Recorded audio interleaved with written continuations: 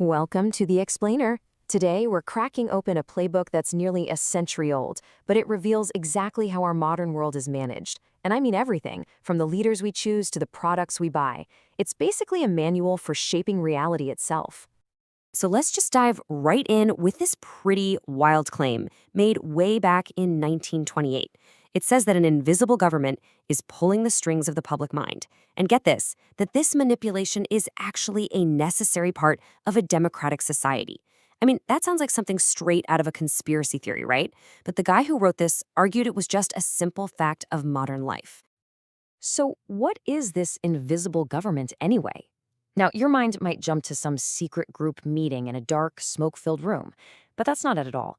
It's more of a framework, a system, for how a super complex society like ours avoids falling into complete chaos. According to the author, these so-called invisible governors are simply the people who get it. They understand the mental triggers, the social patterns, basically what makes us tick as a group. Their job is to simplify our incredibly complicated world. The argument goes that without them filtering all the noise and narrowing our options, society would just grind to a halt in what he called a hopeless jam. And, if you think about it, he has a point. In theory, we have almost infinite choices for everything. But in practice, we actually let these governors narrow things down for us. Instead of researching hundreds of political candidates, we get 2 or 3. Instead of analyzing every single brand of soap in the aisle, we pick from the few that are brought to our attention. We agree to this, we consent to it, just to make life simpler. Okay, so who's the guy who came up with this really provocative idea and then literally wrote the manual for it nearly 100 years ago? His name is Edward Bernays, and he's often called the father of public relations. Now here's the part that's so fascinating, and maybe a little chilling. Bernays wasn't writing this to expose the system or destroy it. No, he was explaining it so people could get better at it. He actually argued that this manipulation, which he openly called propaganda, is absolutely essential for a democracy to even function. Yeah, that word, propaganda. Today, it has some really negative vibes, doesn't it? We think of lies and deception, but for Bernays, it wasn't a dirty word. He saw it as a perfectly wholesome tool for spreading ideas. Could be anything from a political cause to a new product. For him, the tool itself wasn't good or bad. It all depended on the cause you were using it for. So Bernays drew a really clear line in the sand. He distinguished between the clumsy, old-school propaganda of the past and a much more sophisticated new technique that he was pioneering. And this is where it gets really clever. The old way was just a direct assault. It's like a megaphone screaming, "Buy a Mozart piano" at you. But the new propaganda is way more subtle. It doesn't attack your sales resistance, it just kind of sidesteps it completely. So instead of selling you a piano, it sells you on the wonderful idea of having a beautiful music room in your home. And then, all of a sudden you think, you know what I need for that room? A piano. And it feels like it was your own brilliant idea all along. Let's look at this in action with one of his own case studies. The velvet industry was in deep trouble. Manufacturers were facing ruin. Now, the old way would be to just run ads saying, "Buy velvet!" Instead, Bernays went straight to the source of fashion trends, Paris.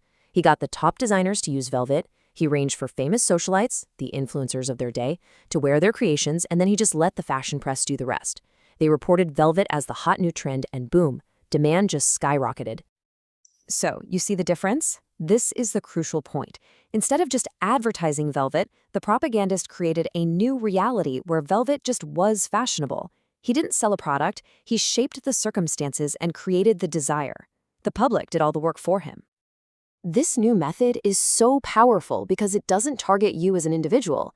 It taps into something much deeper, the fundamental psychology of how we all behave in groups. The entire framework Bernays built rests on one key insight. Humans are herd animals. We're driven by impulse and emotion, even when we think we're being rational. He says the group mind doesn't really think, it feels. And its strongest, #1 impulse is to follow the example of a trusted leader. And this right here, this is the master key to the entire playbook. To influence the herd, you don't talk to the herd. You influence its trusted leaders. For example, if you want to sell more bacon, don't run ads telling people to eat it. Instead, you persuade doctors, the trusted authorities on health, to publicly state that a hearty breakfast, complete with bacon, is a good thing. The public will naturally follow their lead. Here's another brilliant example of this. How do you sell a simple bar of soap? Well, Procter & Gamble didn't just advertise how clean Ivory soap was, they turned it into an art medium. They created a massive national sculpture competition, and they got schools, art teachers, and museums, the trusted leaders in culture and education, to champion the whole thing. And the results? They were just staggering. The contest blew up, growing from 500 entries to over 4,000 in just a few years. Why? Because they tapped into these fundamental human motives: competition, creativity, a mother's pride in her child's artwork. They created this massive organic engagement with the product, all without a single direct ad telling you to buy it. So you have to realize, the techniques Bernays laid out so clearly in 1928 didn't just stay in the past. They became the foundational principles for the entire modern world of public relations, marketing, and political consulting. From the political campaigns you see, to public health initiatives, all the way to the brands you feel loyal to, these principles are used to guide our thoughts and our actions every single day. The real art is finding where a client's goal overlaps with the public's existing desires and then just building a bridge between the two. Bernays basically gave us the blueprint for the invisible architecture of modern influence. His work isn't some historical artifact. It's a living, breathing document that's been refined and adapted for nearly a century, which leaves us with one final big thought. Who's using this playbook on you right now?